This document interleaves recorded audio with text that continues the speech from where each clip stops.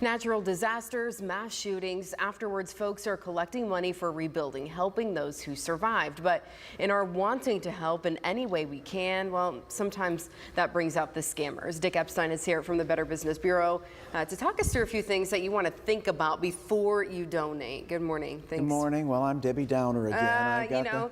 But this happens, and unfortunately it does happen when people call our newsroom. They say, we want to help. What can we do to help? And yesterday we were telling, you can give money, whatever, right? But we want to make sure that when people are doing that, they're giving to the right people. Yeah, what we want you to do is give, my experience has been give to the established organizations, the Red Cross and the Salvation Army.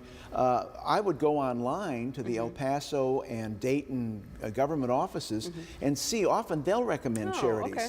And they have some good ideas, and those are local charities those are local, that have been vetted and they're legitimate. We're going to see I've already saw this morning on my computer crowdfunding appeals from GoFundMe and You Caring that are saying, let's get together and let's help these folks in Dayton or El Paso. And some of these appeals, crowdfunding is a fine organization, but they can't vet everything. Yeah. And especially this quickly, they can't know who the legitimate appeals are. And you're going to see mysteries over how the crowdfunding money is being used. Do the people getting the money really know how to help these families? There's all kinds of fundraising that goes on, and we are worried at Better Business Bureau because, of course, some of it is very questionable. And we've seen in the past, like in crowdfunding, where people raise money and then they just pocket it, and the victims of the tragedies never get anything.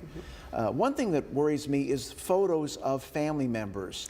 They want to pull out those heartstrings, right? Absolutely, and you'll see these appeals and you see these crying parents and so forth. Well, did they give permission to have their images used on these websites? Did they know that they were going to be used this way? Are they involved with it in any way? Or is it completely just being used in their behalf, and who knows if they ever get anything from it? One of the things that we see a lot with these kinds of tragedies is that the families themselves will set up charities, or they'll set up fundraising appeals for funeral expenses and for all the other costs involved with this. And the question I have when I see that, and I see it all the time, is who's running the appeal? Is it a CPA company? Is it an attorney? Is it a bank? Those are the ones that you want to make sure are running the appeal. If you see an appeal, help the XYZ family, and send your money to the family member or to a cousin or an aunt, I would suggest no, don't do it. Even though you want to help, we really don't know who those people are, and we don't know that the money is really going to be used for something. As you know, we've seen cases where people raised money for a family and just pocketed it and disappeared. Yeah, you did mention though like a bank, and we have seen cases where it's say, you can make out a check, we've got a special fund at this bank or whatever. Yes, so, and that's what you want to look for. Sure. Let me mention there's a lot of organizations, pro-gun, against gun, pro-mental illness, I hope not against mental illness, yeah. But there's many organizations raising money in connection with this. And typically those are advocacy organizations. They're typically not tax deductible. Oh, okay. And a lot of people give money to those, but they don't realize that they can't donate and deduct it on their taxes. And watch out for social media, watch out for Facebook.